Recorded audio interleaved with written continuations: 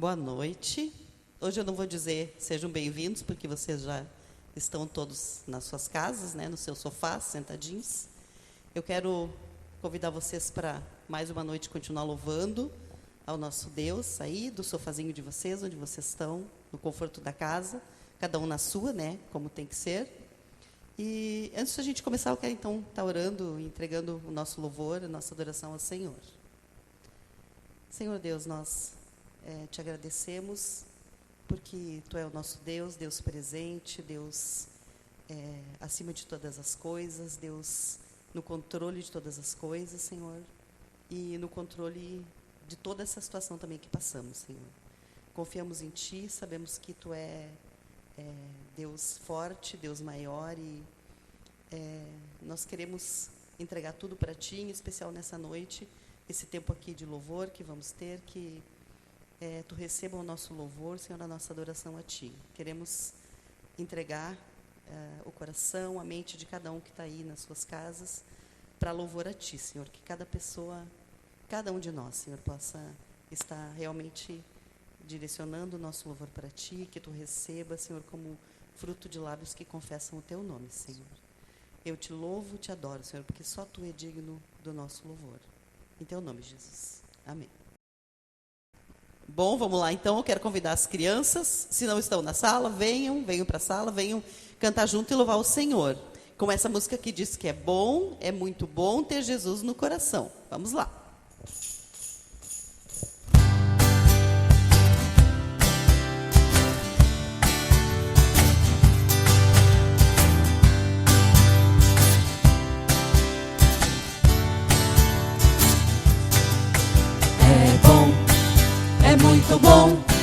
É muito bom ter Jesus no coração.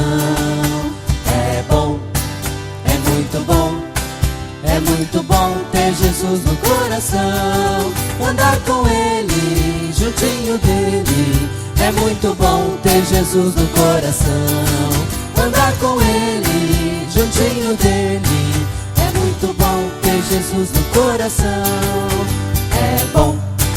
É muito bom. É muito bom ter Jesus no coração. É muito bom ter Jesus no coração. Andar com Ele, juntinho dEle. É muito bom ter Jesus no coração. Andar com Ele, juntinho dEle. É muito bom ter Jesus no coração. É muito bom ter Jesus no coração. É muito bom ter Jesus no coração.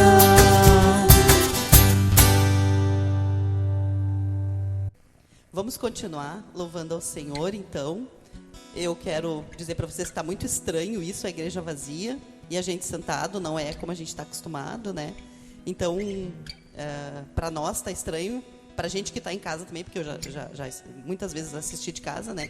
Então, está estranho, mas a gente está querendo fazer o melhor para o nosso Deus. E vamos louvar sim, porque nós podemos louvar de onde nós estamos e como estamos, né? E essa música que eu escolhi porque ela fala que Ele é tudo que eu preciso. E Deus é tudo que eu preciso. Eu tenho percebido e sentido isso nesse período aí de isolamento em que nós... Simplesmente, um dia a gente estava vivendo aquela correria, no outro dia paramos tudo e cada um na sua casa e ninguém sai para nada. E Deus tem me dito que que nós precisamos muito menos de coisas. E o que eu preciso mesmo é dEle. E eu tenho louvado a Deus por esse tempo, mesmo com toda a adversidade desse período, mas assim, Deus tem sido muito bom em me ensinar, assim, essas coisas que eu não preciso tanto, que eu preciso é dEle, e Deus tem me dado um tempo de chegar mais perto dEle, sabe? E tem sido muito bom.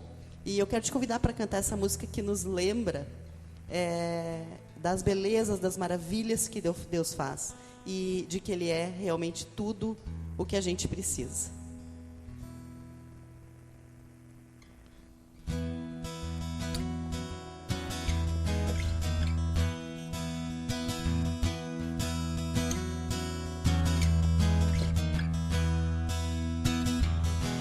Ao olhar para as montanhas, Ao olhar para a natureza, ao ver a luz do sol a raiar nas nuvens, vejo a sua poderosa mão que tudo criou, céus e terra formou. Esse mesmo Deus que tudo fez é o que me transformou.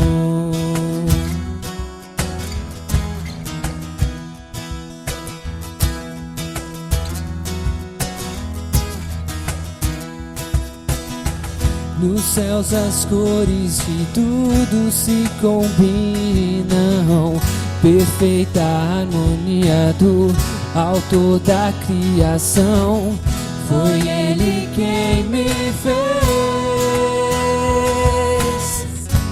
e quer me guiar.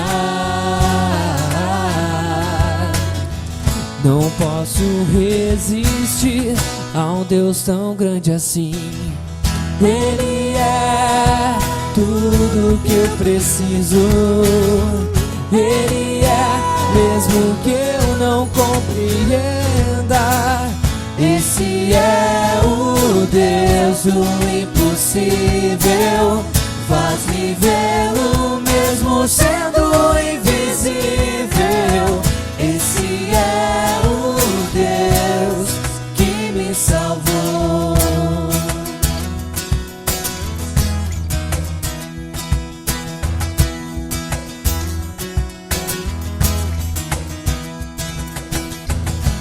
Ao olhar para as montanhas,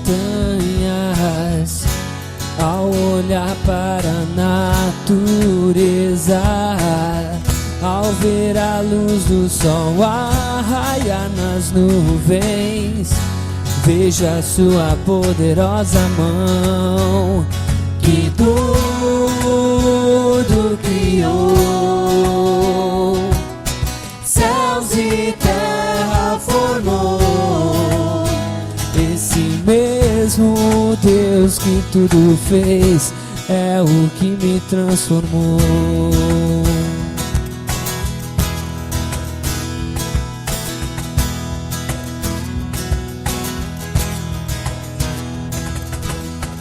Nos céus as cores que tudo se combinam, perfeita harmonia do autor da criação. Foi Ele quem me fez e quer me guiar.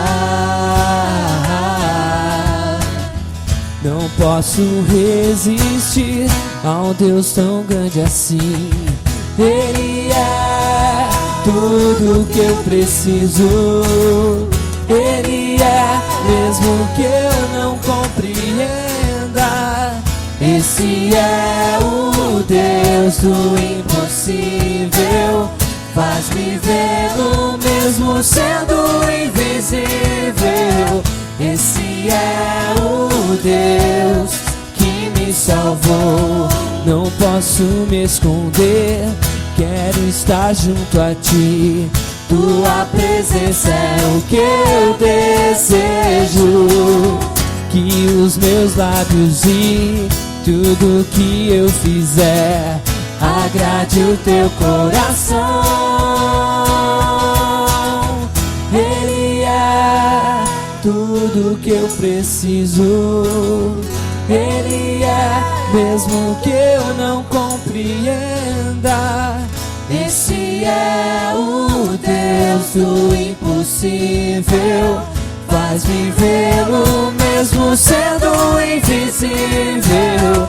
Esse é o Deus que me salvou. Ele é tudo que eu preciso. Ele é, mesmo que eu não compreenda. Esse é o Deus do impossível. Faz-me vê-lo mesmo sendo invisível. Esse é o Deus que me salvou. Esse é o Deus Deus que me salvou.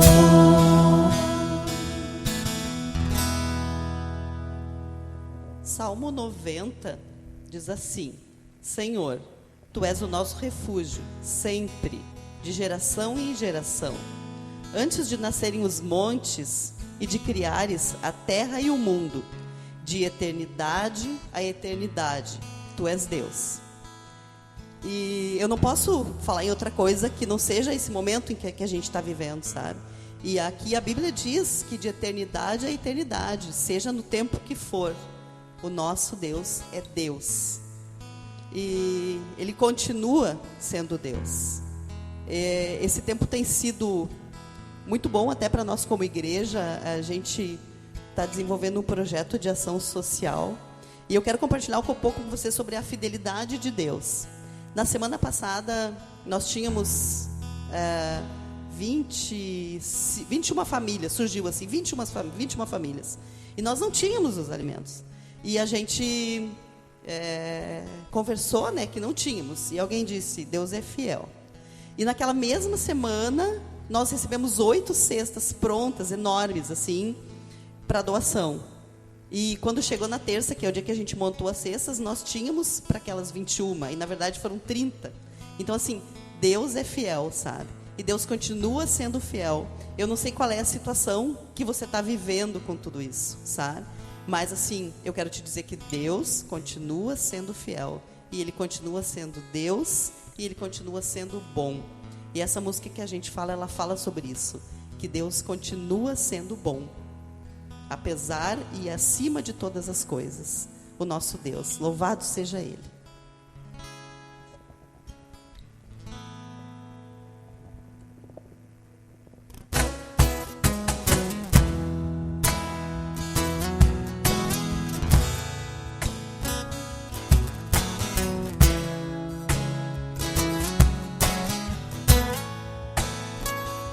Um dia a gente aprende a confiar em um Deus que faz milagres, que ouve a nossa oração, que se faz presente aqui.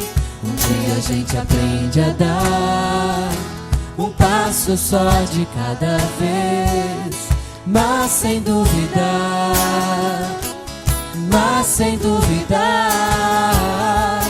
Ele continua sendo bom, que Ele continua sendo Deus, que Ele continua sendo bom, que Ele continua sendo bom, que Ele continua sendo Deus, que Ele continua sendo bom, que Ele continua.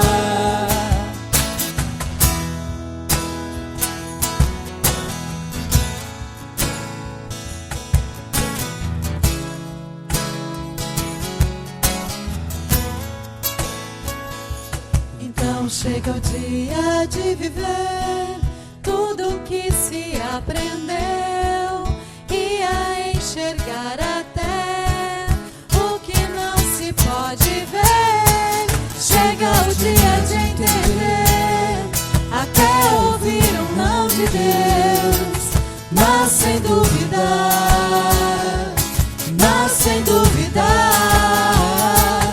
Ele continua sendo bom, Ele continua sendo Deus, Ele continua sendo bom, Ele continua sendo bom, Ele continua sendo Deus, Ele continua sendo bom, Ele continua sendo bom, Ele continua sendo Deus, Ele continua sendo bom, Ele continua sendo bom, Ele continua sendo Deus, Ele continua sendo bom, Ele continua.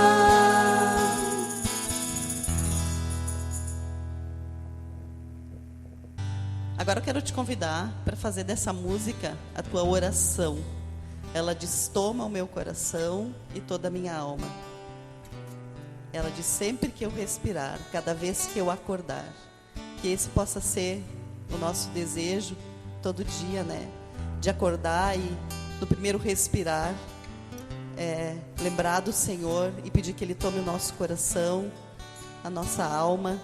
E o meu desejo para ti é que cada dia mais a gente possa ser um pouquinho mais parecido com Jesus, até o dia dele. Vamos continuar. Fechar os olhos se você conhece, pode fechar os olhos, se não pode ficar lendo, vai aparecer, né, aqui atrás. Então, vamos adorar o Senhor com essa música.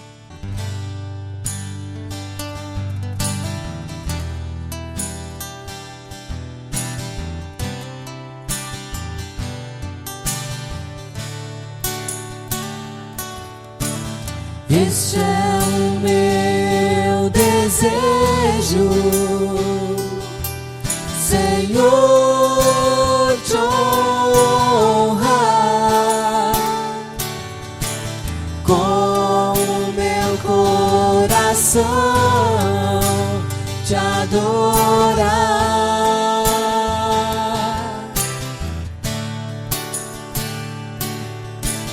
Tudo que há em mim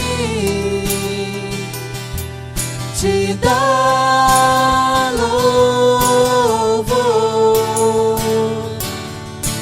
só a ti adoro, meu Senhor.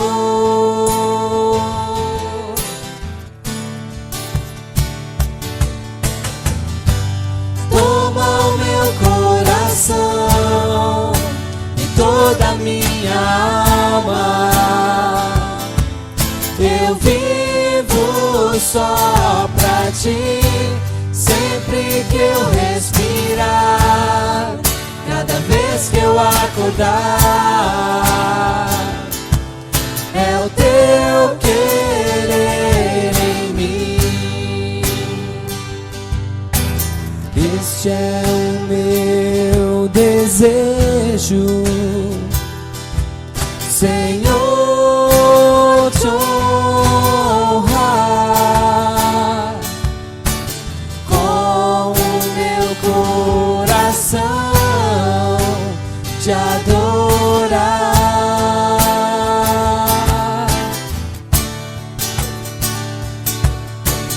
Tudo que há em mim te dá louvor, só a ti adoro, meu Senhor.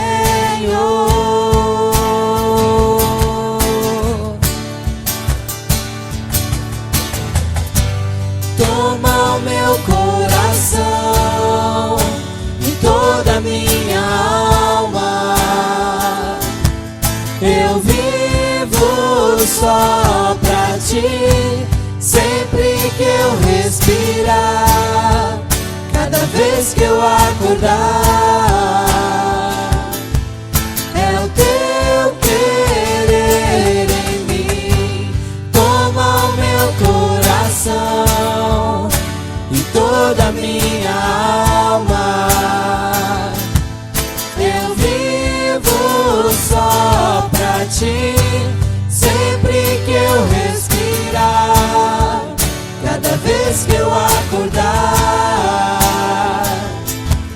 é o teu querer em mim,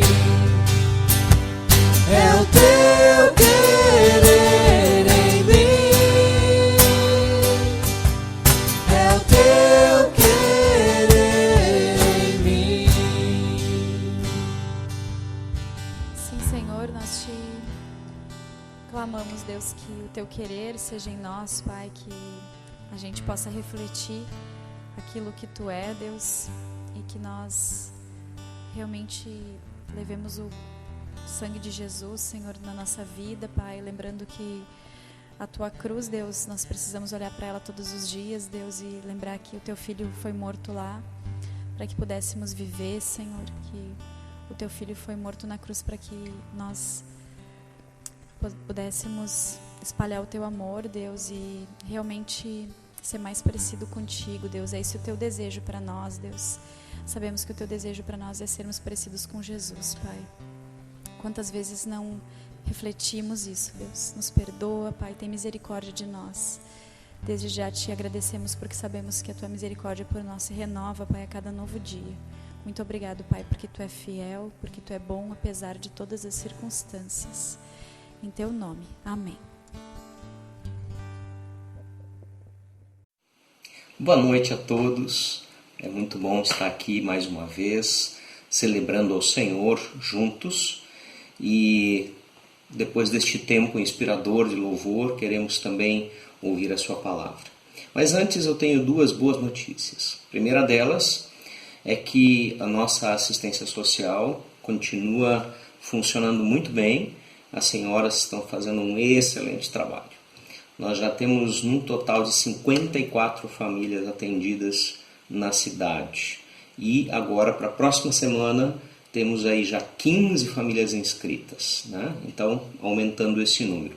Para tanto, também queremos pedir que você nos ajude, né? Trazendo mantimentos, alimentos não perecíveis, material de higiene e limpeza. Além daquilo que você pode doar, você também pode pedir para o seu vizinho, um familiar seu, um parente seu, se ele não quer contribuir para que esse momento a gente possa estar ajudando as pessoas sem renda, que elas possam ser atendidas e abençoadas também pelo corpo de Cristo neste momento difícil. A outra boa notícia é que recebemos um novo decreto da nossa prefeita municipal e tudo indica que estaremos voltando ao normal na próxima semana, né? As atividades estão sendo recomeçadas, obviamente com todos os cuidados sanitários que são necessários.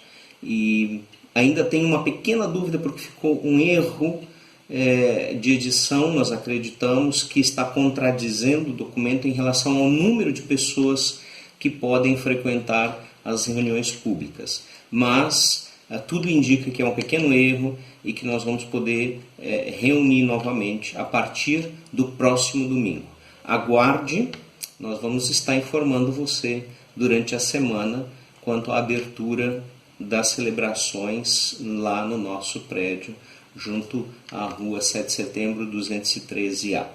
Então agora queremos passar a ouvir a mensagem, a última mensagem da série Ser Discípulo, e você é convidado então para prestar atenção, abrir o seu coração para aquilo que Deus quer falar a você nessa noite. Vamos participar ouvindo então esta última mensagem da série. Deus abençoe você.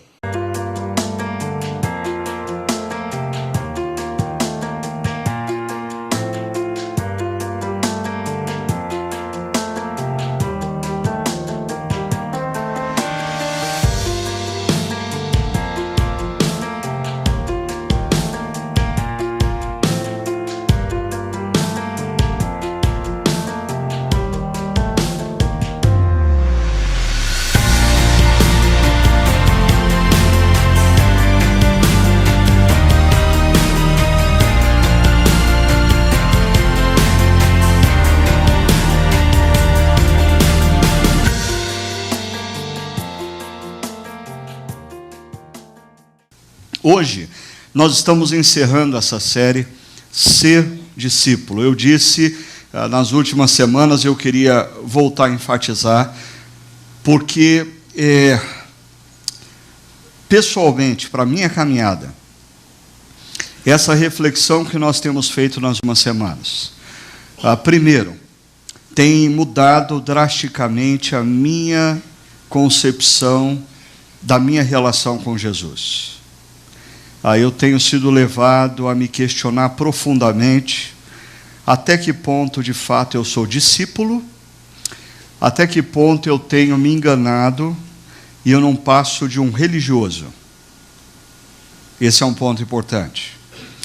Segunda coisa que essa série tem me convidado a uma reflexão muito profunda. É a minha relação com a palavra de Deus, a minha relação com as Escrituras, a minha relação com os princípios e valores expostos na palavra de Deus. Porque se eu sou discípulo, eu não posso ler e ouvir acerca da palavra de Deus e continuar tendo a mesma postura. Jesus disse: por que vocês me chamam de Senhor, Senhor, se vocês não fazem o que eu mando? E uma terceira coisa, seria muito bom se eu conseguisse voltar 31 anos da minha vida e estivesse iniciando o meu ministério pastoral com a concepção que essa série me traz do que de fato é a igreja. Porque às vezes a gente transforma a igreja numa série de eventos para atrair pessoas, a gente transforma a igreja num balcão de prestação de serviços religiosos para que as pessoas saiam, voltem para suas casas satisfeitas. E olhando para os evangelhos e lendo os evangelhos, a igreja é uma comunidade que forma discípulos de Cristo. E tudo o que ela faz tem que estar integrado a esse propósito. Perceba, nós, ao longo das últimas semanas, olhamos para os evangelhos e fizemos a seguinte pergunta: como Jesus fazia discípulos? Como eram formados os discípulos de Cristo? E algumas conclusões que nós chegamos. Primeiro, o processo através do qual Jesus forma homens e mulheres à sua imagem e semelhança é um processo muito mais orgânico do que programático, periódico e individual. É um processo orgânico. Jesus está se relacionando com esses homens e mulheres em diferentes momentos. Em diferentes momentos. E esses diferentes momentos, eles estão integrados num só propósito. Jesus usa momentos formais, informais, momentos públicos, momentos privados, para constantemente estar lapidando, formando a vida daqueles que estão ao seu redor, para que eles se tornem a cada dia mais parecidos com Ele, Jesus. Mais parecidos com Ele, na maneira como tomam decisões na empresa, na maneira como fazem negócios, na maneira como lidam com os funcionários, na maneira como lida com os patrões, porque o impacto que isso traz à sociedade é sem proporção. Quando você para pensar o que aconteceria no nosso sistema social se, nas mais variadas áreas, nós tivéssemos pessoas parecidas com Jesus, servindo, atuando, tomando decisões, dirigindo, reorientando empresas, setor público de saúde, escolas públicas, escolas privadas, universidades. O que aconteceria no sistema judiciário brasileiro se mais advogados fossem discípulos de Jesus dentro desse conceito, se juízes fossem discípulos de Jesus dentro desse conceito? O que aconteceria com a política nacional se nós tivéssemos efetivamente deputados e senadores que são discípulos de Jesus e não líderes religiosos fazem uso das pessoas para terem votos? A grande transformação na sociedade. Nós vimos que Jesus faz discípulos na medida em que ele fala e serve as multidões. Jesus ensinava e servia as multidões enquanto os discípulos ouviam e viam. O que distinguia um discípulo da multidão era a maneira como eles, discípulos, respondiam ao que eles ouviam e viam. Ou seja, o que te distingue hoje como discípulo de Cristo dessa multidão é a maneira como você responde aos ensinamentos de Cristo. Porque você pode estar há anos como parte da multidão. E você necessariamente pode não ser discípulo de Cristo, só parte da multidão. Ainda, Jesus forma discípulos também agindo em grupos menores. Existem momentos em que Jesus está com um grupo menor de pessoas, de homens e mulheres, e ali Jesus elucidava, Jesus aprofundava o ensino e a relação. Mas preste atenção numa coisa: quanto menor o grupo, mais íntima e direta era a instrução de Jesus. Quanto menor o grupo, mais a coisa apertava. Quando Jesus falava às multidões, ele falava de maneira genérica. Quando ele estava com um grupo menor, ele olhava para alguns e dizia: e aí, como que você fica em relação a isso? E isso se tornava ainda mais intenso nos encontros pessoais, como nós vimos há 2 semanas atrás. Nos encontros pessoais, Jesus, via de regra, tinha conversas cruciais, e essas conversas cruciais se tornavam momentos marcantes e decisivos na vida de uma pessoa. Quando a pessoa se deparava com Jesus para ter uma conversa pessoal, a vida dela nunca mais seria a mesma. O encontro com Jesus seria um turning point. Ou ele mudava definitivamente de vida, ou ele assumia que ele não queria nada com Jesus. Não dava para continuar do mesmo jeito depois de um encontro pessoal com Jesus. Agora, eu quero que você se lembre de uma coisa. Nos evangelhos, quando nós temos relatado encontros pessoais de Jesus com outras pessoas, a grande maioria desses encontros, eles são pessoais, mas eles não são privados. A nossa sociedade ocidental, individualista, supervaloriza o encontro privado. Não, eu quero conversar a sós. Por favor, fecha a porta, nós precisamos conversar a sós. Não, a cultura do Oriente Antigo era uma cultura muito mais comunitária, onde pessoas travavam conversas pessoais, mas outros estavam ao redor aprendendo com essas conversas. E graças a Deus por isso, porque se essas conversas não tivessem sido travadas, com outras pessoas ouvindo, nós jamais teríamos algumas dessas histórias registradas nos evangelhos. Nós só temos essas histórias registradas porque enquanto Jesus conversava pessoalmente com um jovem rico, existiam pessoas ao redor vendo e ouvindo a conversa. Todos esses momentos têm um propósito: desafiar homens e mulheres à obediência, porque o que caracteriza um discípulo de Jesus é a sua obediência ao Mestre. Então, hoje, por exemplo, se eu não fosse um pastor, se eu fosse uma pessoa que frequenta uma igreja e estivesse num momento de transição na minha vida, uma das perguntas que eu não optaria pela igreja que tem o melhor espetáculo, que tem o melhor louvor, que tem o pastor mais famoso. Não, eu optaria pela igreja que tem isso aqui. Uma igreja que, no tempo de multidão, ensina a palavra, nos grupos pequenos, aprofunda a fé e a comunhão, e nos encontros pessoais, ela me confronta aonde eu estou errando, aonde eu não estou vivendo de maneira correta, me incentivando a viver como discípulo de Jesus. Agora, hoje nós chegamos no último momento, porque a missão é parte inerente do processo de Jesus de fazer discípulos. Nós estamos envolvidos numa sociedade, como eu disse, ocidental, e eu sempre enfatizo, positivista.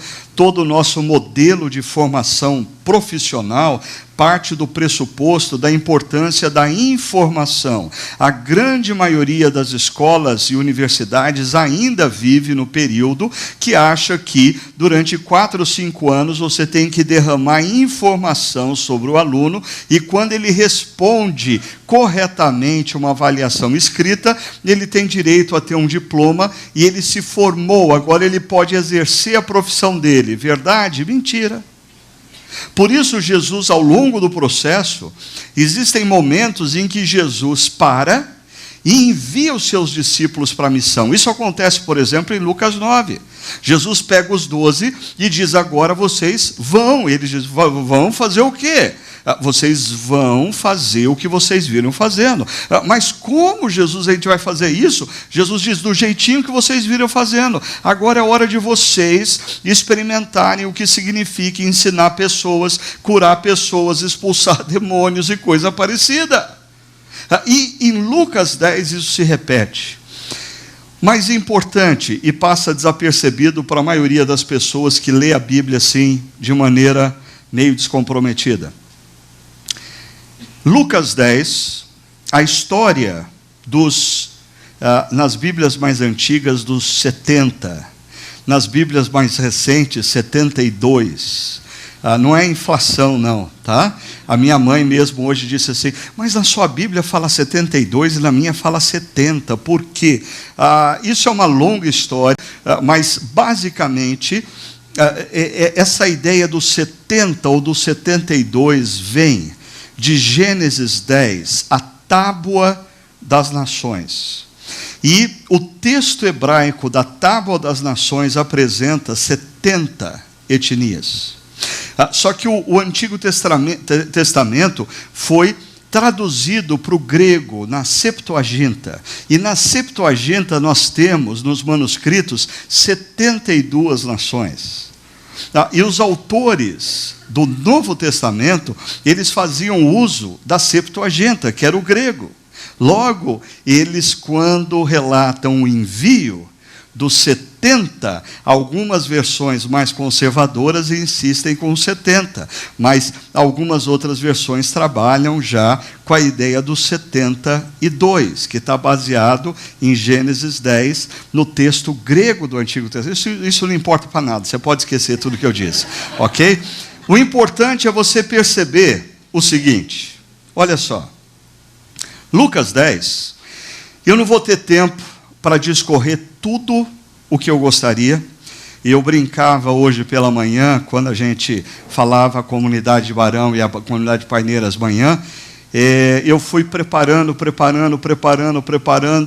daí de repente, hoje pela manhã, quando eu acordo, eu vou sempre no meu escritório dar uma olhada e fazer uma última avaliação, eu tinha 50 slides. Eu falei: eu não vou dar conta de passar tudo isso. E aí eu tive que pensar e orar acerca de onde eu deveria me concentrar. Veja só, quando você pega Lucas 10, de 1 a 24, que é a missão dos 72, você vai encontrar nos primeiros versos alguns princípios norteadores.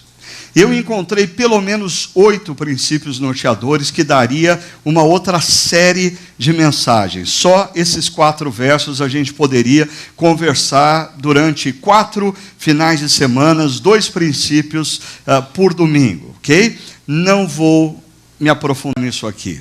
Aí, nós encontramos nos versos 5 a 16 algumas ações distintivas. Algumas ações que caracterizam os discípulos de Jesus, agindo no dia a dia, agindo na sociedade, agindo nas universidades, nas empresas, nos órgãos públicos e assim por diante. Nós vamos nos concentrar aqui. E o texto termina mostrando o impacto e o resultado quando os discípulos entendem qual é a missão deles e resolvem cumprir a sua missão, ok? Mas eu vou me concentrar mais em ações distintivas. Eu vou só dar uma visão geral para você acerca desses princípios norteadores. Quando você pega Lucas 10, de 1 a 4, depois você faz a lição de casa e confere. Primeiro, você encontra o princípio que eu chamo princípio da abrangência. Por quê? Lucas 9, os 12 são enviados. Lucas 10, os 72 são enviados. E isso é muito importante dentro do conceito de Lucas. Sabe por quê? Ele também é o escritor de Atos dos Apóstolos. E ele diz que Jesus disse para os discípulos que eles seriam testemunhas em Jerusalém, Samaria e Judéia e até os confins da terra. Mas o que acontece em Atos dos Apóstolos, os discípulos ou os apóstolos, os 12, não vão.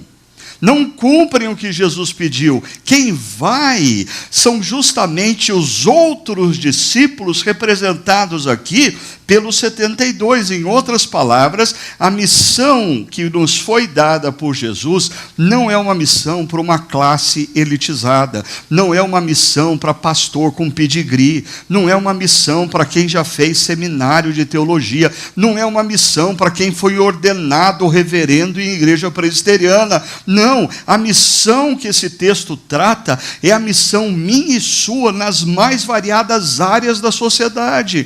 E aí a gente vai para o segundo princípio, o princípio da consciência, porque o texto diz que Jesus designou cada um dos 72 e enviou cada um dos 72.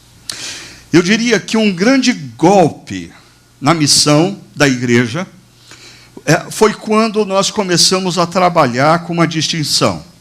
Deus chama pastores e missionários.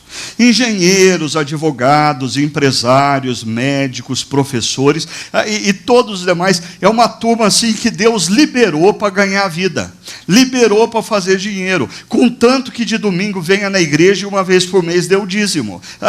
Muitos profissionais acham que assim, o que Deus espera deles é que eles venham de domingo na igreja e que eles contribuam financeiramente. Ponto. Mentira.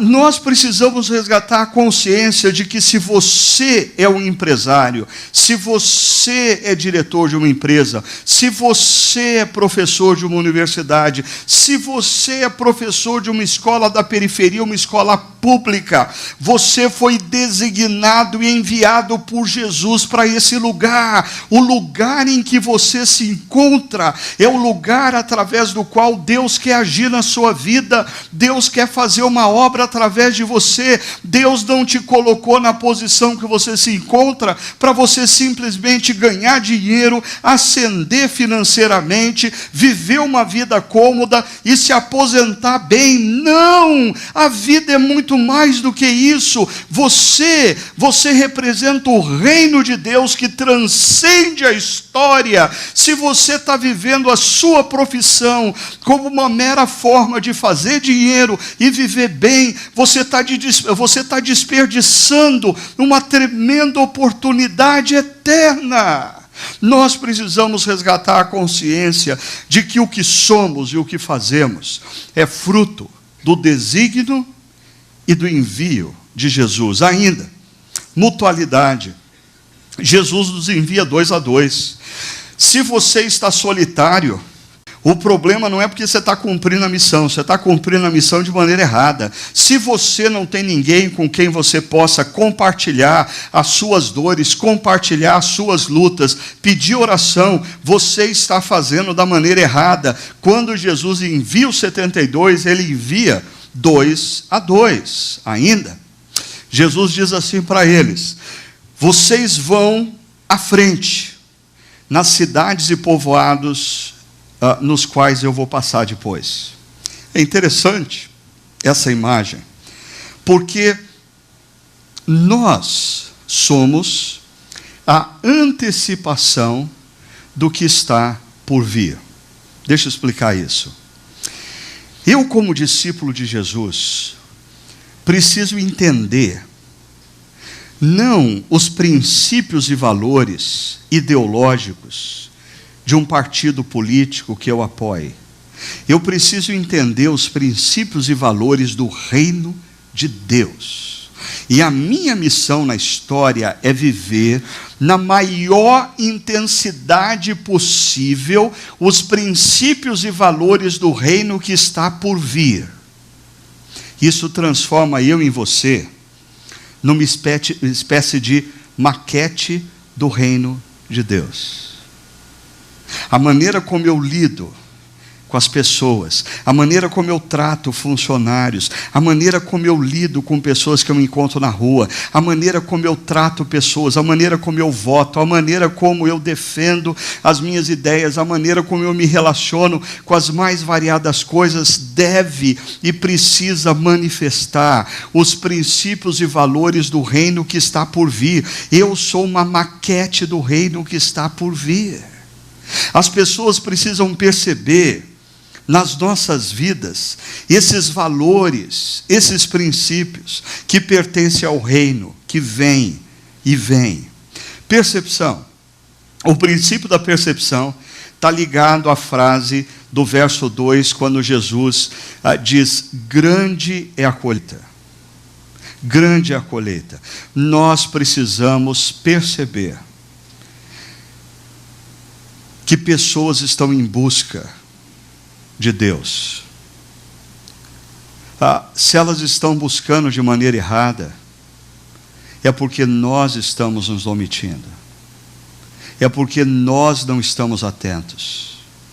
Mas elas estão em busca de compreender qual é a mensagem de Deus para as suas vidas. Ainda, dependência, Jesus diz: orem para o Senhor da seara, para que mande mais trabalhadores. Nós estamos sempre diante de uma demanda maior do que os recursos. Isso deve fazer a gente orar. Nós precisamos colocar em oração os nossos parentes e amigos que resistem ao Evangelho. Precisamos colocar em oração a nossa nação. Precisamos colocar em oração o nosso sistema jurídico, nosso sistema educacional, nosso sistema de saúde. Nós precisamos clamar a Deus, dizendo: Deus, nós parecemos pequenos demais para fazer de fato diferença diante desse problemaço que nós temos diante de nós no nosso país. Senhor, intervém. A dependência faz parte de um princípio norteador. Diligência. Jesus diz assim: eu estou mandando vocês como ovelhas para o meio de lobos. Então, nós precisamos perceber que a nossa missão no dia a dia se dá no território inimigo.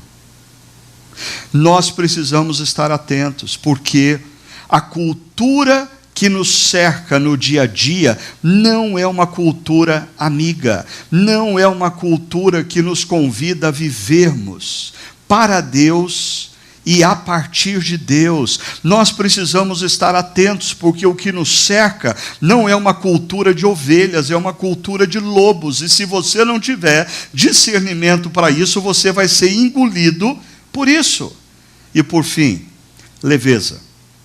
Jesus diz para os seus discípulos: olha, vocês vão sair e vocês não levem sandálias adicionais, vocês não levem dinheiro na bolsa, vocês não levem roupa, não levem. Por quê? Isso me lembra Hebreus 12, que nos compara com corredores. Nós estamos correndo uma maratona. E o autor de Hebreus 12 diz assim: se livrem dos pesos que atrapalham a sua corrida. E quando Jesus dá a missão aos seus discípulos, ele convida os seus discípulos a andarem leves. Por quê?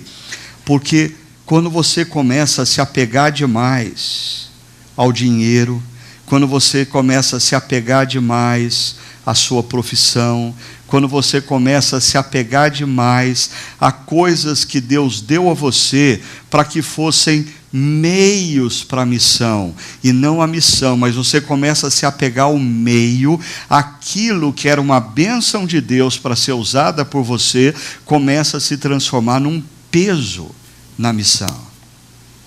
Quantas vezes isso acontece, por exemplo, com filhos? Pastor, ore por mim, nós queremos muito ter um filho.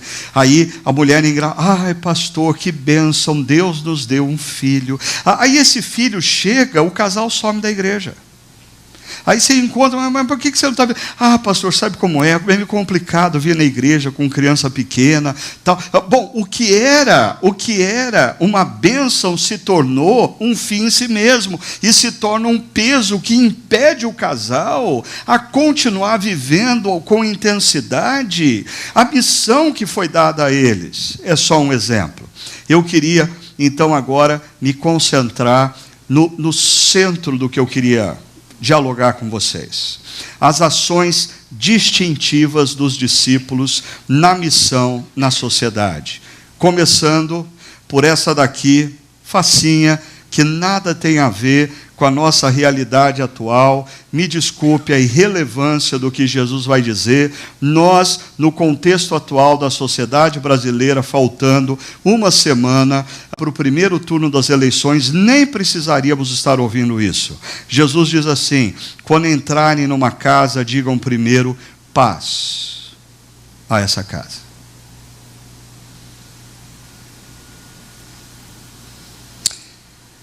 Discípulos de Cristo são conhecidos como pacificadores.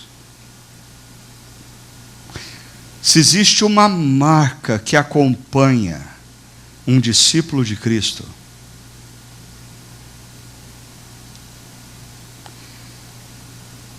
é que nas mais variadas tensões e dilemas da sociedade, a opção dele vai ser sempre pela paz.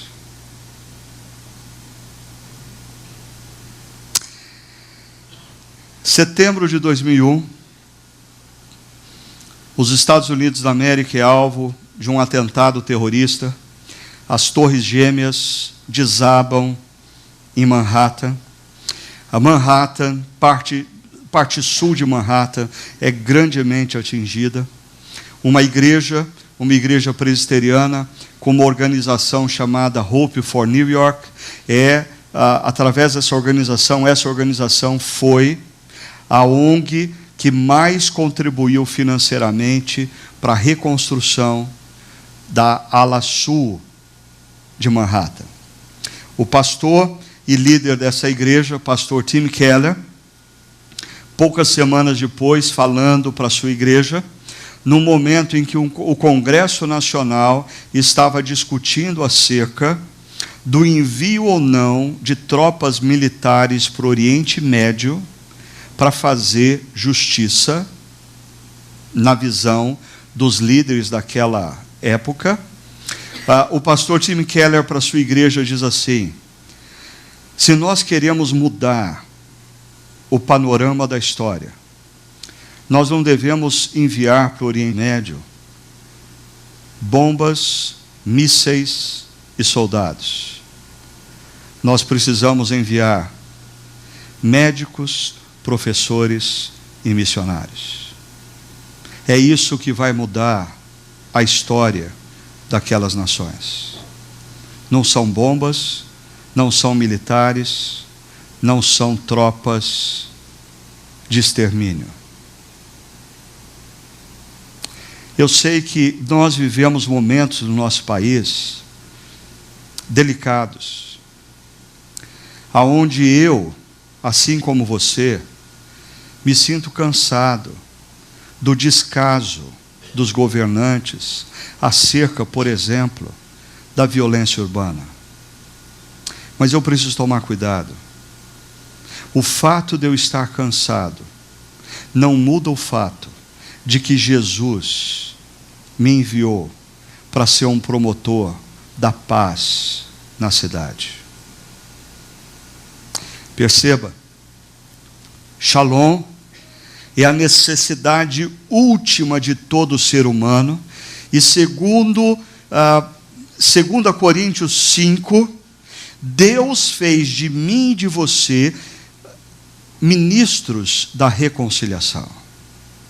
Ministros da reconciliação, servos que tentam reconciliar pessoas com Deus e pessoas umas com as outras.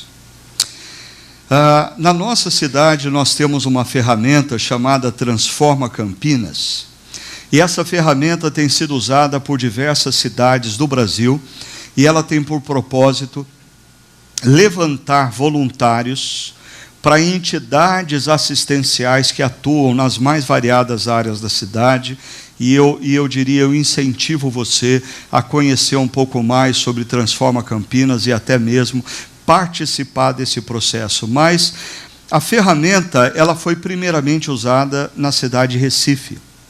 E ela foi criada por, na época, um jovem chamado Fábio, cristão, que, assim, totalmente tomado pela ideia de que ele precisava fazer alguma coisa para mudar a realidade da cidade em que ele vivia. E ele criou essa ferramenta e ele passou a desafiar pessoas a servirem nas entidades assistenciais. E na mesma avenida lá de Recife, que tem o impostômetro, né, que mostra em números quanto nós já pagamos de impostos até o dia de hoje, ele colocou um voluntariômetro, né, que mede as horas dos cidadãos de Recife dedicadas a pessoas menos favorecidas.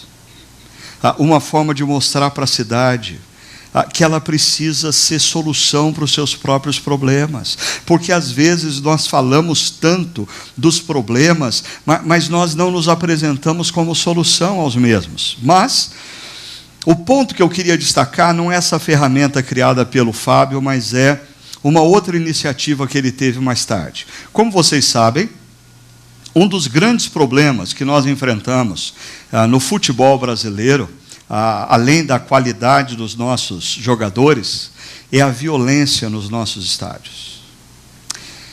É uma coisa irracional. É barbárie.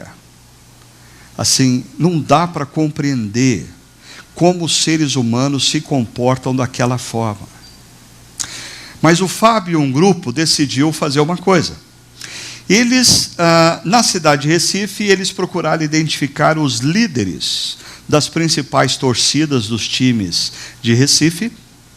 Identificados os líderes, eles identificaram as mães dos líderes.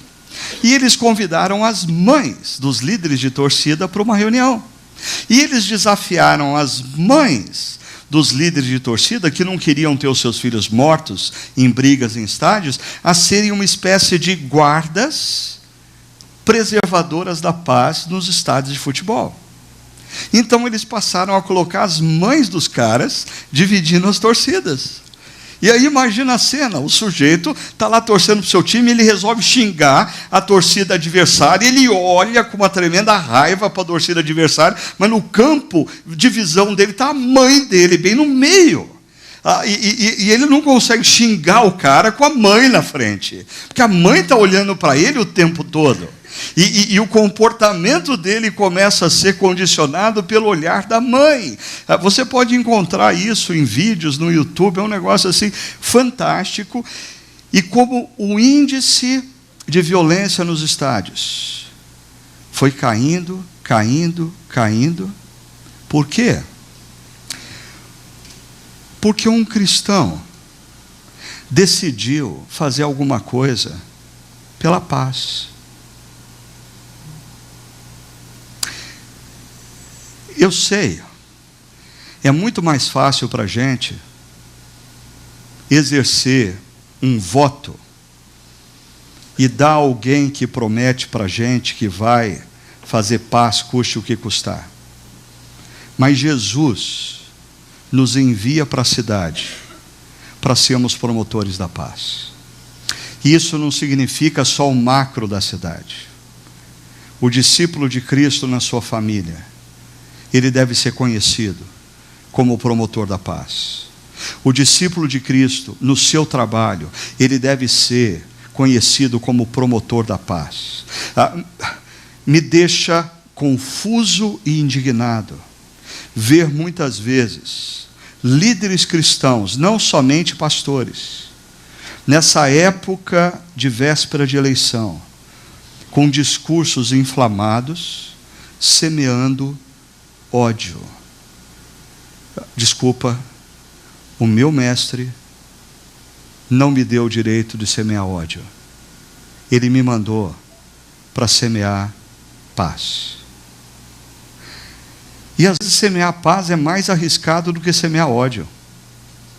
Porque ao longo da história, inúmeros líderes, como por exemplo o famoso Martin Luther King, quando passa a semear paz, ele deixa tão indignada as pessoas que semeiam ódio, que ele passa a ser alvo do próprio ódio, manifestação de ódio daquelas pessoas. Por quê? Porque o ódio cega.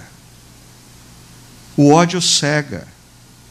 Se você se deixa dominar pelo ódio, você perde completamente a sensatez. Perceba.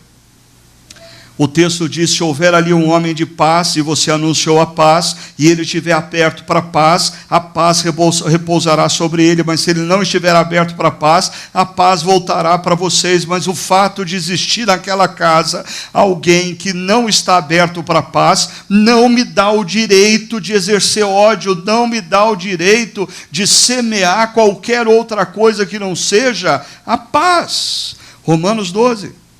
Façam todo o possível para viver em paz com todos. Nunca procurem vingar-se, mas deixem com Deus a ira. E se você está irado comigo nesse exato instante, eu queria pedir para você se irar com Deus, porque eu só estou lendo o que diz Romanos capítulo 12. Não se deixem vencer pelo mal. Não é porque o mal está prevalecendo nas ruas da nossa cidade que nós vamos nos curvar para o mal e nos tornarmos agentes do mal. Se nós somos discípulos de Cristo, nós não devemos nos deixar vencer pelo mal, mas nós devemos vencer o mal com o bem. Uma última história. Na cidade de Phoenix, no Arizona, um grupo de pastores que tem sido parceiros nossos lá, de uma rede chamada Surge, algum tempo atrás, na medida em que as tensões pós-ataque terrorista de setembro de 2001 nos Estados Unidos, as tensões entre pessoas e outros que eram muçulmanos se intensificou, e um grupo de motociclistas começou, através das redes sociais, a incitar a população de Phoenix contra os muçulmanos, e alegando que todos os problemas da sociedade daquela cidade estavam relacionados à presença dos muçulmanos, e eles eram um perigo para a sociedade, e eles precisavam ser banidos daquela cidade. E esse grupo começou a crescer, porque é impressionante como em rede social, assim, para você crescer uma corrente de bem, você precisa gastar muita energia. Mas para você proliferar correntes de ódio, é só você começar, a coisa pá! E de repente, várias pessoas estavam tomadas e convencidas por aquela ideia de que o grupo de muçulmanos na cidade era um problema. Um dos pastores, acompanhando os movimentos pelas redes sociais, identificou que, num determinado dia, aquele grupo de motociclistas iria se reunir junto com a multidão, de frente para a principal mesquita da cidade. Aquele pastor pegou o povo da sua igreja, vestiu o seu povo de branco, chegou antes do que os motociclistas, e eles se posicionaram todos na frente daquela mesquita. Cristãos protegendo a integridade de muçulmanos. Por quê? Porque isso é o que Jesus nos mandou fazer. Um dia, uma mulher estava prestes a ser apedrejada. Jesus tomou a frente e protegeu aquela mulher. E depois disse: vai, minha filha, vai em paz e não peques mais. Esse é o Jesus que eu sigo. Eu não sei, talvez você possa me convencer que Jesus era diferente disso, e eu estou aberto para você tentar me convencer acerca disso. Mas eu acho que a gente precisa tomar cuidado para a gente não ser envolvido por tendências e nos esquecer da nossa identidade como discípulos. Uma segunda identidade. Jesus diz: fiquem naquela casa. Perceba, não fiquem mudando de casa em casa. E ele ainda fala: comam e bebam o que lhes derem. E no final, comam o que for posto diante de vocês. Existem dois elementos aqui. Primeiro, Jesus nos convida a mantermos relacionamentos com pessoas com certa constância e fazermos desses momentos de intimidade, porque naquela cultura não existiam hotéis. Então, se esses discípulos estavam viajando, eles iam ter que se hospedar na casa das pessoas. E eles deveriam, segundo o texto de Jesus, comer do que as pessoas colocassem à mesa. Mas, no entanto, na cultura antiga, você convidar alguém para sentar à sua mesa é você convidar alguém para intimidade. Você não sentava com alguém em torno da mesa com quem você não tivesse intimidade ou com quem você não quisesse construir intimidade. O que Jesus está falando aqui para os seus discípulos é: na medida em que vocês forem, façam amizades. Nós somos enviados por Jesus para fazermos amigos. Isso durante muito tempo soou muito estranho para mim, porque eu fui criado numa igreja que dizia que eu, como adolescente, eu não deveria andar com os meus amigos da escola, que eu, como jovem profissional, não deveria ir no churrasco da empresa, que eu, como estudante universitário, não deveria andar com os meus amigos da universidade. Ou seja, se eu era de fato um cristão genuíno, eu deveria viver na igreja e eu deveria dar umas saidinhas para trabalhar e voltar, uma saidinha para estudar e voltar. Mas o meu habitat natural tinha que ser no meio da igreja, porque isso era ser um cristão sério. Verdade? Mentira. Porque Jesus nos envia para construirmos relacionamentos com aqueles que precisam da nossa presença. Perceba, quando você faz parte de uma igreja como a Chácara, que procura enxugar as programações para você, o que nós demandamos de alguém que quer caminhar com a gente: participe dos encontros de domingo, participe de um grupo pequeno no meio da semana, sirva em algum ministério se você tiver possibilidade, mas não substitua encontro de domingo ou de grupo pequeno pelo serviço ao ministério se você não tiver disponibilidade e tempo. Só isso. Por quê? Para você poder ficar visitando outras igrejas? Não. Para você poder convidar os seus amigos para dentro da sua casa e convidá-los à construção de amizade. E por que isso acontece? Veja só. A sequência do texto diz: curem os doentes que ali houver. E o contexto é esses encontros aonde você senta em torno da pessoa. A cura, ela explica qual é o propósito de Jesus ao nos enviar para cultivar a amizade com constância e intimidade. Porque na medida em que nós nos relacionamos com pessoas, Jesus nos envia, preste atenção nisso, para sermos instrumentos de cura para as pessoas. Cura pessoal. Pessoas que trabalham com você, pessoas que estudam com você, são pessoas altamente solitárias, são pessoas que estão flertando com a depressão, são pessoas que estão lutando contra o divórcio, são pessoas que estão enfrentando conflitos e você precisa abrir a sua agenda para estar com eles, para desenvolver amizade, desenvolver um ambiente onde eles se sintam seguros, para abrir o coração, porque Jesus te enviou para ser instrumento de cura às pessoas que estão à sua volta. Não só as pessoas, mas as relações. Quando você pega as redes sociais, nesses dias que antecedem as eleições, você percebe como as relações estão enfermas, como as pessoas adoecem na medida em que elas se relacionam. Existem famílias lutando contra a incapacidade do marido amar ainda a esposa amar o marido. Existem famílias lutando com a rebeldia do filho adolescente. Existem famílias que estão precisando grandemente da sua presença com o poder de curar relações. Mas eu queria ir adiante, dizendo que a nossa presença deve curar estruturas, porque as estruturas estão doentes. Na medida em que um cristão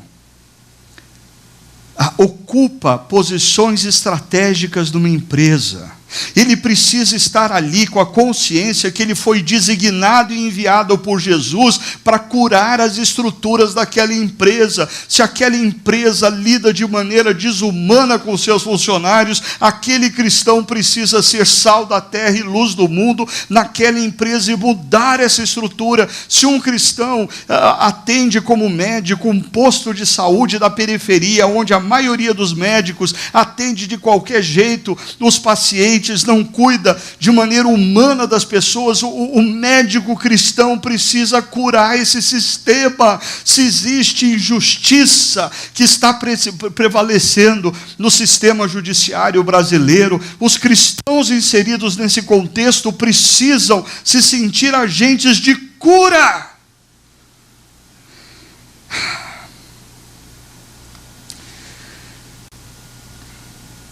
É impressionante como, nesses momentos que antecedem as eleições, a gente pega cristãos, inclusive alguns pastores, defendendo com tanta veemência ideologias, com uma veemência que eu não os vejo defendendo o próprio Evangelho. Olha, existem cristãos, membros da nossa comunidade também, que se eles postassem 1/3 sobre Jesus do que eles postam sobre política, boa parte dos amigos dessas pessoas já conheceriam a salvação em Cristo Jesus. Mas nós estamos nos esquecendo. Nós somos homens e mulheres de um mundo no qual a direita e a esquerda falharam. Não existe esperança, nem na esquerda. O projeto de esquerda no muro de Berlim, do lado de lá, falhou. Mas olhar para o mundo de cá e achar que a direita funcionou é uma ilusão. Nós precisamos ser cidadãos que creem nos valores e princípios do reino de Deus e defende esses princípios e valores e olha para as opções políticas não na perspectiva ideológica, mas na perspectiva dos princípios e valores do reino. O tempo é curto para falar tanta coisa. Aí Jesus diz: mas quando entrarem numa cidade e não forem bem recebidos, saiam por suas ruas e digam: até o pó da sua cidade, que se apegou aos nossos pés, sacudimos contra vocês. Fiquem certos disso, o reino de Deus está próximo. E eu queria chamar a atenção de vocês muito rapidamente para o fato que esse verso 10, ele está em oposição ao verso 8 do mesmo texto. Porque o verso 8 diz: quando entrarem numa cidade, forem bem recebidos, e o verso acima, o verso 10, mas quando entrarem numa cidade e não forem bem recebidos. Interessante. No verso 10, os discípulos de Cristo não são bem recebidos. No verso 8, os discípulos de Cristo são bem recebidos. O que está acontecendo aqui?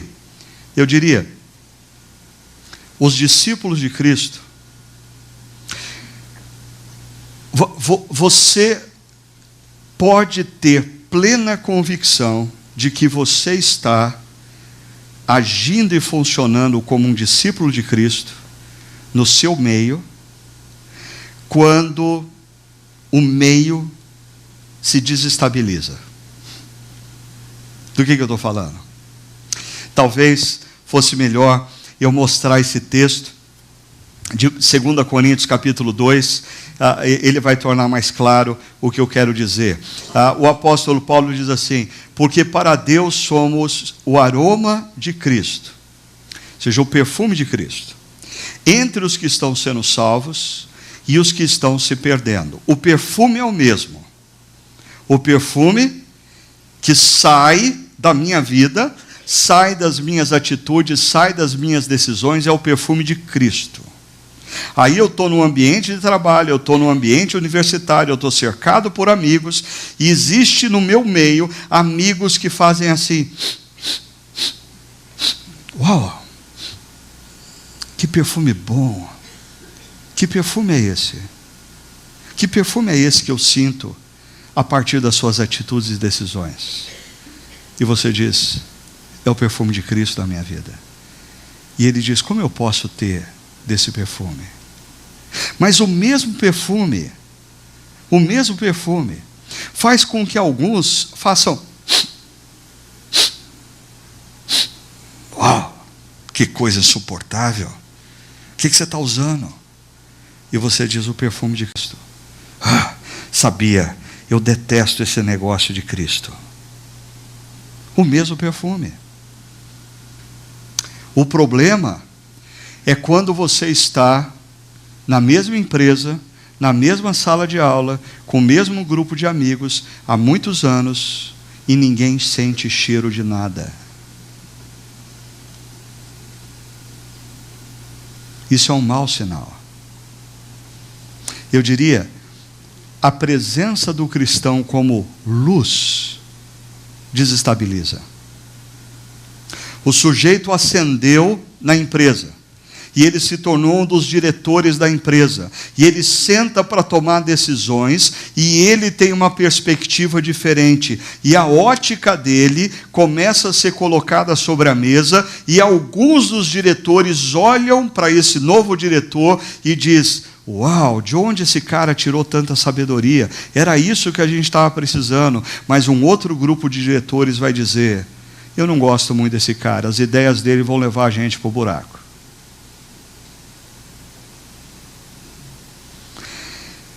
Paulo diz: para estes que estão perecendo, somos cheiros de morte, e para aqueles, fragrância de vida.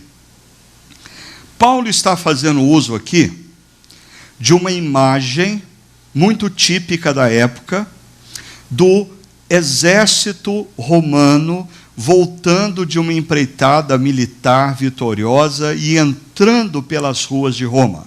Acompanhe meu raciocínio. À frente do cortejo iam os sacerdotes, que tinham em suas mãos incenso em adoração aos deuses que deram a vitória a Roma. E aquele incenso permeava as ruas com o cheiro, com a fragrância. Agora, os sacerdotes estão indo à frente. Logo atrás dos sacerdotes vinha o exército vitorioso de Roma. E os homens que haviam lutado aquela batalha, sentindo o cheiro daquele incenso, eles sentiam cheiro de vitória. Mas atrás deles vinham os prisioneiros de guerra, que sentiam o mesmo cheiro. E o mesmo cheiro que era cheiro de vitória, para uns, era cheiro de derrota para outros. Jesus está dizendo: se você é meu discípulo e você quer viver em missão, você precisa fazer diferença. Eu não enviei você para você estar aonde você está, para você não fazer diferença nenhuma. Se você não tem feito diferença nenhuma, tem alguma coisa de errado. Você não está transmitindo para o ambiente o meu perfume. Porque se você transmitir o meu perfume nesse ambiente, com as suas atitudes, com as suas decisões, com as suas falas, você vai gerar uma desestabilização. Pessoas vão se aproximar de você e gostar muito de você. Pessoas vão se afastar de você e ter sérios problemas com você. Porque assim foi com o nosso Mestre Jesus. Por fim, Perceba, existem aqui 4 ações que distinguem discípulos de Jesus na sociedade. Eles são enviados para serem promotores da paz. Eles são enviados para construírem amizade. Eles são enviados para, através das amizades, curar pessoas, relacionamentos e instituições. Eles são enviados para fazerem diferença na sociedade, e uma sociedade ir gradativamente se transformando por causa da presença de discípulos, homens e mulheres cada dia mais parecidos com Jesus, no jeito de falar, no jeito de decidir, no jeito de agir. Agora, todas essas 4 ações, elas estão ligadas à presença do cristão na sociedade. E eu acho que existe aqui um ponto que a gente precisa destacar, um ponto complicadíssimo, porque eu fui criado numa igreja onde dizia que o cristão precisava evangelizar os amigos, e a gente falava excessivamente para os amigos sobre Jesus, e se eles não aceitassem, a gente falava, então vocês vão para o inferno, e a gente estava o tempo todo falando na orelha deles, e eles tinham ódio da gente, de tanto que a gente falava. Aí a geração seguinte adotou uma outra postura. Não, eu não falo acerca de Jesus, eu vivo Jesus. Não, porque esse negócio de falar é complicado, então eu procuro mostrar Jesus com as minhas... Que bonito, que bonito. O problema é que Jesus não te autorizou a fazer isso. Jesus não te autorizou viver na missão sem palavras. Olha só, o verso 9 diz: digam-lhes, o reino de Deus está próximo de vocês. Digam, fiquem certos disso, o reino de Deus está próximo.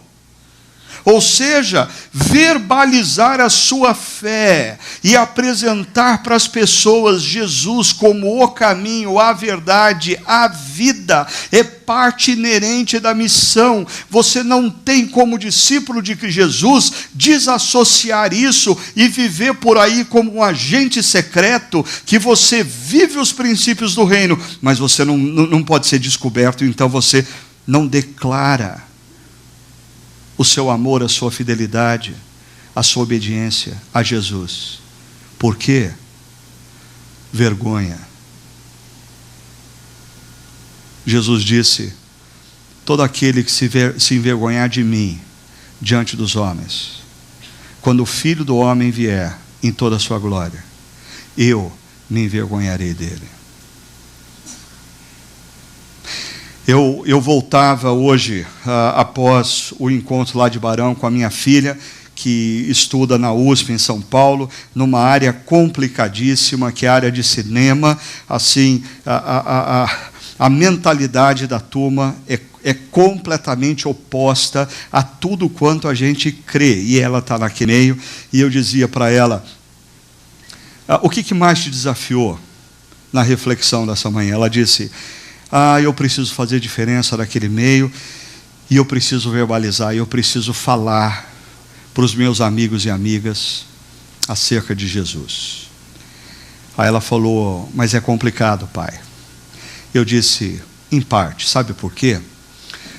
Muitos dos seus amigos são ateus ou agnósticos, porque no fundo, depois de tudo que eles fizeram ao longo da vida, eles pensam assim: se Deus existe, eu não tenho chance nenhuma. Que chance eu tenho de ser alvo do amor de Deus, diante de tudo que eu já fiz na vida? Mas você percebeu que Jesus mandou a gente falar para as pessoas? Jesus mandou a gente chegar para os nossos amigos e dizer assim: eu tenho uma boa notícia para você. Deus está muito mais próximo de você do que você imagina. Mas como a minha vida... Deixa eu contar uma outra coisa.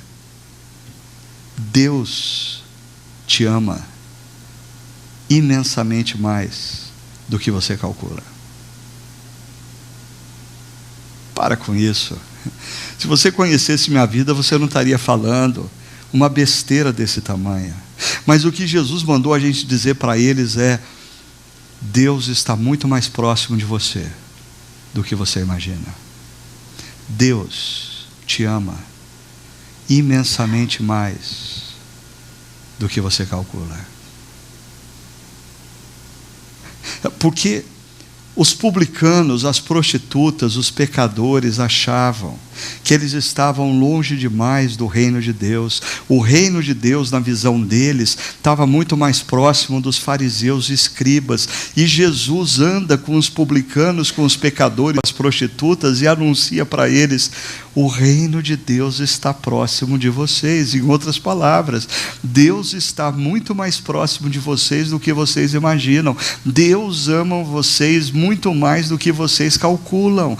Essa é uma boa notícia que alguns de vocês que estão aqui ou nos acompanham precisa se convencer hoje, porque muitas vezes a gente está caminhando pensando assim: olha, eu até acredito em Deus, eu tento, eu estou lá caminhando, mas diante do que eu já fui, diante do que eu já fiz, diante da vida que eu levo, eu sei, se Deus existe, Ele anda perto do pastor, não anda perto de mim. Se Deus existe, Ele ama aquele pessoal que canta no louvor, Ele não ama com intensidade a mim. Mas a boa nova que Jesus mandou eu contar para você é que Deus está muito mais interessado em você do que você imagina.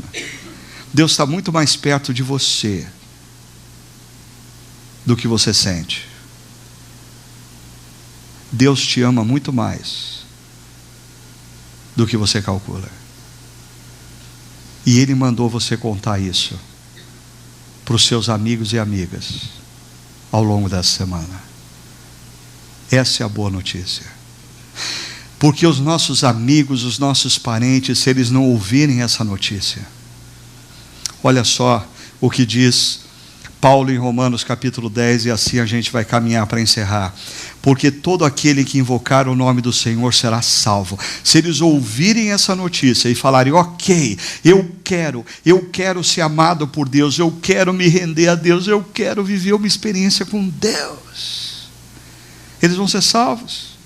Mas Paulo continua dizendo: mas como que eles vão invocar aqueles que eles não creram? E como eles vão crer naqueles que eles nada ouviram falar? E como eles vão ouvir se não há cristãos que digam para eles: eu tenho uma boa notícia para você. Por incrível que possa parecer para você, Deus está mais interessado em você do que você imagina. Deus te ama mais do que você calcula. Deus está muito mais próximo de você do que você pensa. E eu termino mostrando o impacto, o resultado. Os 72 saíram promovendo paz, fazendo amizade, curando, fazendo diferenças e anunciando: Deus ama vocês muito mais do que vocês imaginam. Deus está muito mais próximo de vocês do que vocês calculam. E olha como eles voltam alegres. Passe o resto da sua vida trabalhando muito e fazendo muito dinheiro, e você nunca vai viver a alegria que esses homens e mulheres tiveram, porque essa alegria só vem de quem compreende que a sua maior missão na história não é o exercício da sua profissão, mas é o exercício da sua vocação, é o seu compromisso com a missão do reino. Você quer ter uma vida que vale a pena viver, você quer chegar no final da sua vida, olhar para trás e dizer: valeu a pena. Deixe de viver para você mesmo e passe a viver para o reino de Deus. Olha só, eles estavam alegres, eles disseram: Senhor, até os demônios se submetem a nós. Sabe por quê? Quando você sai daqui e decide promover paz na sua família, paz no seu condomínio, paz na cidade, quando você resolve fazer amizades que vão curar pessoas, curar solitários, curar casais que estão caminhando para o divórcio, curar gente em crise, quando você decide fazer diferença na sua escola, na sua universidade, no seu órgão público, na sua empresa, no seu condomínio, por onde você passar, as forças do diabo cedem e o reino de Deus invade essas relações. Jesus diz: eu vi Satanás caindo do céu como relâmpago. E Jesus conclui dizendo assim: pois eu lhes digo que muitos profetas e reis desejaram ver o que vocês estão vendo. E deixa eu convidar você para imaginar uma coisa aqui. Muitos profetas, Isaías, Jeremias, Oséias, eles sonharam viver o momento que você está vivendo. Reis, Davi, Salomão, Josias, eles sonharam viver, eles sonharam estar no seu lugar.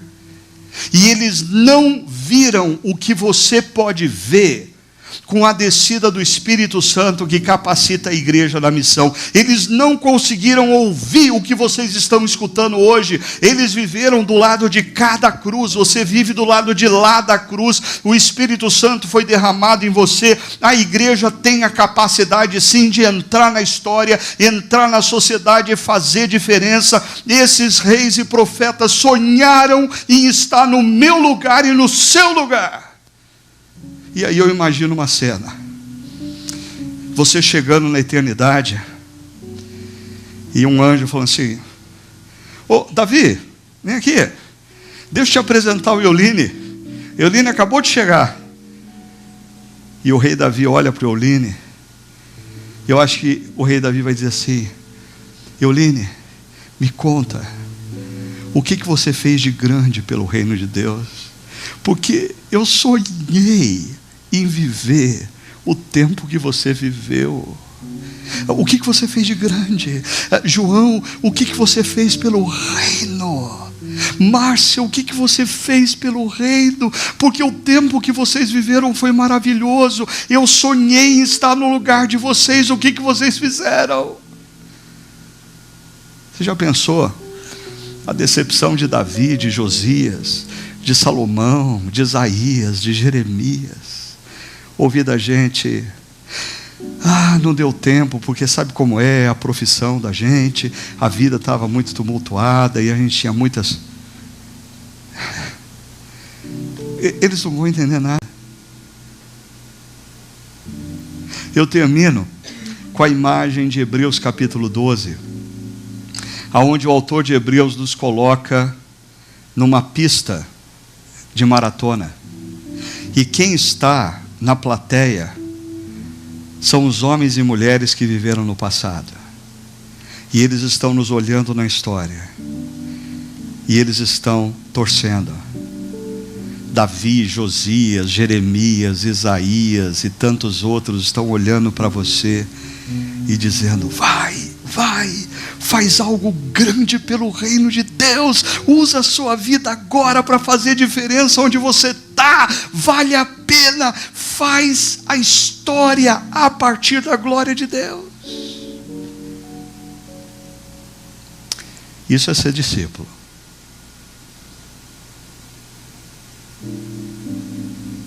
Você já é discípulo?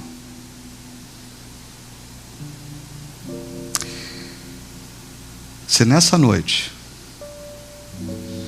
metade desse auditório decidir viver o discipulado de Jesus a partir desses valores, em alguns anos a nossa cidade não será mais a mesma. Tamanho o poder que existe na vida daquele que decide viver o discipulado de Cristo com toda e total radicalidade. Feche os seus olhos e responda a Deus o que você quer fazer da sua vida a partir dessa noite.